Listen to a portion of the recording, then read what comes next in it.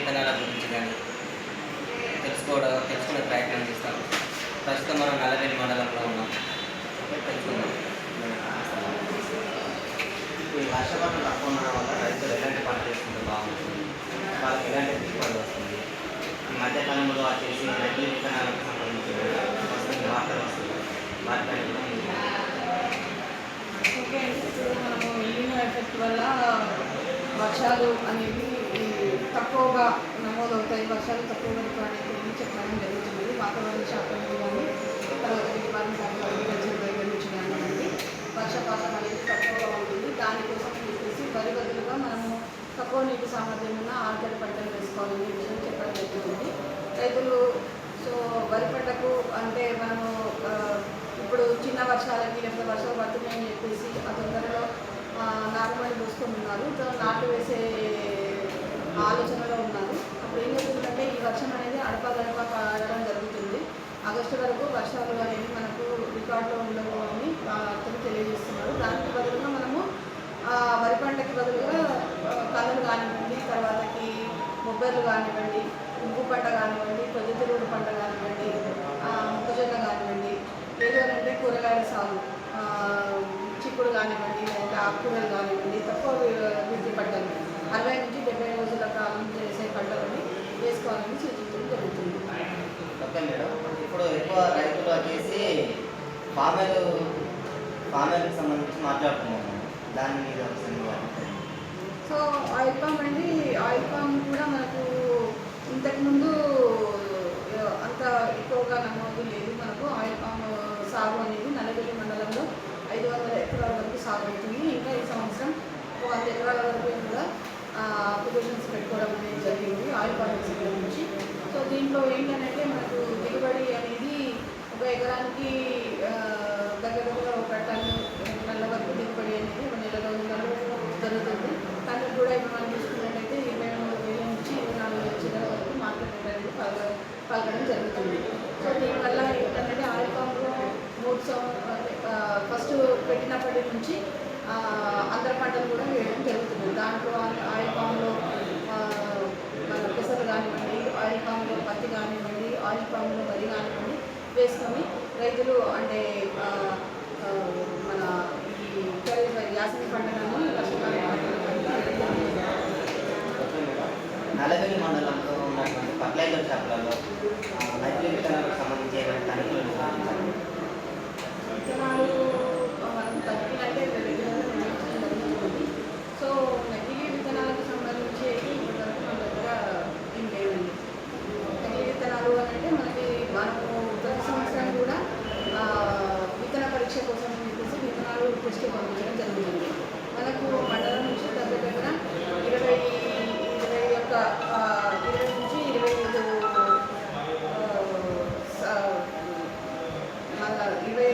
వరకు శాంపుల్స్ ఇవ్వడం జరుగుతుందండి.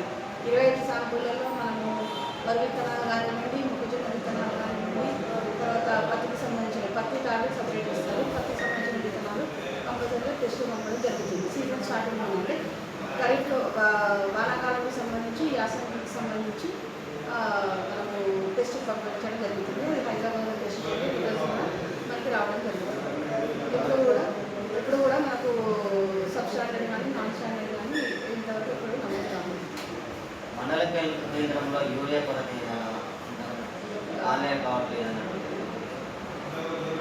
మండల కేంద్రంలోని ఇప్పుడు మనకు వర్షాకాలం స్టార్ట్ అయిన తర్వాతకి మనము ఒక్క నల్లవేలి మండలంలోనే ఒక 13,000 బస్తాల వరకు మనము అందుబాటులో ఉంచడం జరిగింది.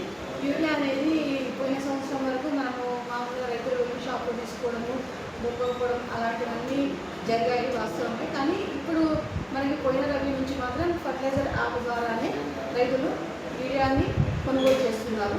షాపుల వారికి సంబంధించిన దగ్గర ఉన్న షాపులలో ఫర్టిలైజర్ని బుక్ చేసుకుంటారు, వెళ్ళి ఫర్టిలైజర్ని తీసుకొచ్చుకోవడం జరుగుతుంది. అయితే ఎవరికైతే ఫర్టిలైజర్ అంటే రికార్డ్ కావట్లేదు, నమోదు కావట్లేదు అని అంటున్నారో వాళ్ళకి వాళ్ళ పట్టాదారు పాస్బుక్ అంటే ఆ రైతు పట్టాకి ఆ ఫోన్ నెంబర్ లింక్ కాకపోవడము, లేదంటే ఆ కోడి భూములది డేటా అనేది మనకు కనబడకపోవడం ఎందుకంటే మన దగ్గర కొండాపూర్ కానీ గోవిందాపూర్ తర్వాత బుచెట్టుపల్లికి సంబంధించి నాన్ డిజిటల్ ల్యాండ్స్ ఉండడము ఇలాంటి వాటి వల్ల మనకు నెంబర్ ట్రేసింగ్ అనేది ఇబ్బంది జరుగుతుంది. కాకపోతే వాళ్ళు మనకు తెలియజేయగానే ఏఈఓస్ వ్యవసాయ విస్తరణాధికారులు ఉంటారు. ఎప్పటికప్పుడు ఆ ఫార్మర్స్ పట్టాదారు అయితేనేమో పట్టాదారు నెంబర్కి ఆ నెంబర్ సిమ్ కార్డు రిజిస్టర్ చేస్తారు. ఒకవేళ నాన్ డిఎస్ అయితేనేమో నాన్ డిఎస్ని ఎన్ని ఎకరాలు అనేది కనుక్కొని రిజిస్టర్ చేయడం జరుగుతుంది. కౌలుదారుకు సంబంధించి కూడా కౌలుదారు పత్రాల కోసం కౌలుదారు కూడా వాళ్ళ ఫోన్ నెంబర్స్ రిజిస్టర్ చేయడం జరుగుతుంది. ఒకవేళ ఎవరైనా అంటే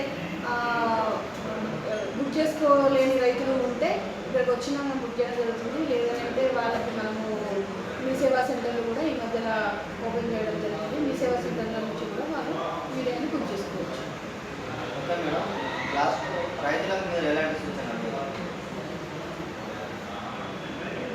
ఇప్పుడు ఉన్న అంటే మనము వ్యవసాయము అనేది వాతావరణానికి అనుసంధానమైనది. సో వాతావరణం ఎట్లా మార్పులు చెందితే మనము ఆ రకంగా వ్యవసాయాన్ని తీర్చిదిద్దుకోవాల్సిన పరిస్థితుల్లో ఉంటాము. సో ఎప్పుడైతే మనకి విపత్తులు అంటే ఇలాంటి విపత్తులు వచ్చినప్పుడు కొంచెం ఇబ్బంది అనేది జరుగుతుంది.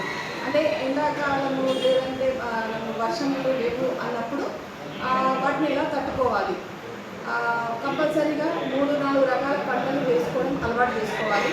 ఫస్ట్ థింగ్ మనము వరి వేస్తే వరే కాకుండా పత్తి వేస్తే పత్తే కాకుండా 3-4 రకాల పంటలు వేసేటట్టు ఉండాలి. అంతర పంటలు కంపల్సరీగా వేసుకోవాలి. పత్తిలో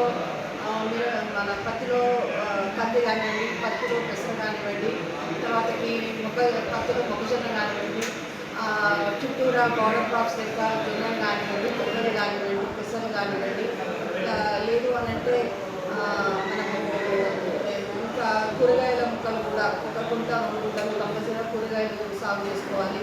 3-4 రకాల పంటలు అయితే కంపల్సరీగా చేసుకోవాలి. బంతి కూడా మన దగ్గర బాగా సాగు అంటే ఒకటే ఉరికి కన్ఫైన్ అయింది దశగిరిపల్లి అనే ధర్మరావుపేట అనే విలేజ్లో.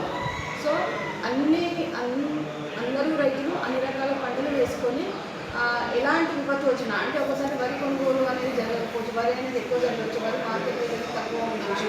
సో అలాంటి టైంలో వీళ్ళు వేసుకునే జొన్న కానివ్వండి, లేదంటే మొక్కజొన్న కానివ్వండి, లేదంటే ఇతర పంటలు ఇప్పుడు వేరుశనగ ఉన్నది, అట్లనే పొద్దుతిరుగుడు నువ్వులు కూడా మనం ఊళ్ళలోకి వెళ్ళినప్పుడు ఏం చెప్తున్నారు, తాళం చేయనప్పుడు పొద్దుతిరుగుడు వేసుకునే వాళ్ళము, నువ్వులు వేసుకునే వాళ్ళము, మాగిజొన్న వేసుకునే వాళ్ళము. సో ఇలాంటి మల్టిపుల్ క్రాప్స్ని కూడా వేసుకోవాలి. కమర్షియల్ క్రాప్స్ అనేసరికి మనకు అంటే ఈ ఆయిల్ పామ్ కానివ్వండి, మామిడి తోటలు కానివ్వండి, అవకాడో కానివ్వండి, డ్రాగన్ ఫ్రూట్ ఇలాంటివన్నీ కూడా అక్కడక్కడ మనం నల్గొండ మండలంలో చూస్తున్నాము.